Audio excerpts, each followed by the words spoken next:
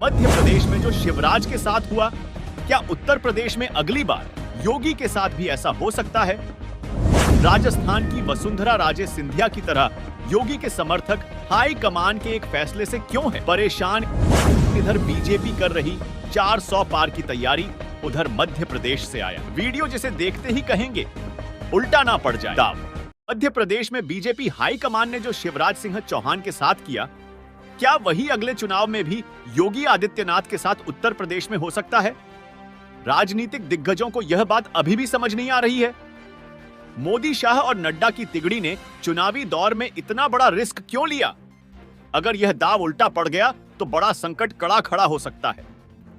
सूत्र बताते हैं कि योगी को लेकर बीजेपी कुछ बड़ा सोच रही है। शिवराज और योगी की उम्र में काफी अंतर है। 64 साल के शिवराज सिंह चौहान मोदी शाह की सियासत में शुरू से ही पूरी तरह से फिट नहीं बैठ रहे थे, लेकिन जनता की प्यार के आगे शिवराज को सीएम रखना तब जरूरी था।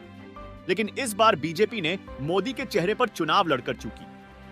3 राज्य जीते, इसीलिए तस्वीर पहले से ही साफ है कि शिवराज सिंह सीएम नहीं बनेंगे। लेकिन ये वाला प्रयोग उत्तर प्रदेश में बीजेपी दोहरा नहीं सकती, क्योंकि उसके पीछे 3 बड़े कारण हैं। मोदी के उत्तराधिकारी योगी है, यह बात जनता स्पष्ट तौर पर कहती, इसे आज न कल स्वीकारना होगा।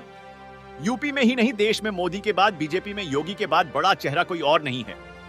यह बात कई दिग्गज कहते हैं।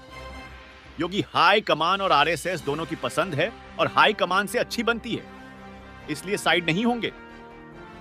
बावजूद इसके किसकी किस्मत में क्या लिखा है, यह कहना मुश्किल है। योगी के कुछ फैसले पार्टी के भीतर भी कुछ लोगों को चुभते हैं। योगी के विरोधी बाहर ही नहीं अंदर भी है, जैसा हर नेता के साथ होता है। वैसा योगी के साथ भी है। जैसे मोदी शुरुआत में आए थे, उन्हें अपनी ही पार्टी के विरोधियों को भी जवाब देना पड़ा था, अपने काम से अपनी अहमियत बतानी पड़ी थी। ठीक वही काम योगी को भी करना होगा, क्योंकि दिल्ली की कुर्सी के दावेदार कई और भी है। BJP style on off politics, जो असल दावेदार होता है, जिसकी चर्चा जनता करती है, उसे हाई कमान साइड हटा देता है।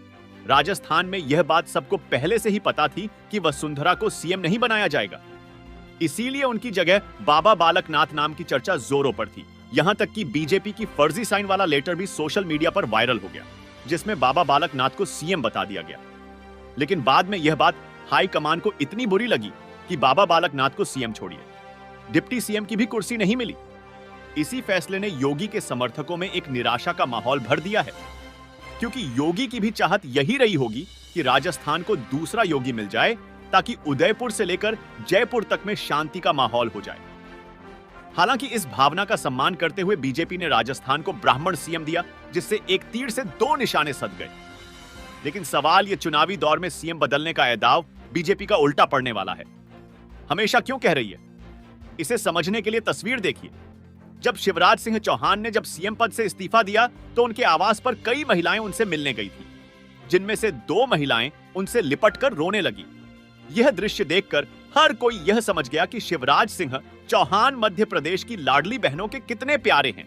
यह जो महिलाएं हैं, जो चाहती थी कि शिवराज सिंह चौहान सीएम बने। यह तस्वीर भी बताता है कि बीजेपी ने मध्य प्रदेश में सिर्फ मोदी की गारंटी से नहीं, बल्कि शिवराज की लाडली बहनों की प्यार से भी जीता है।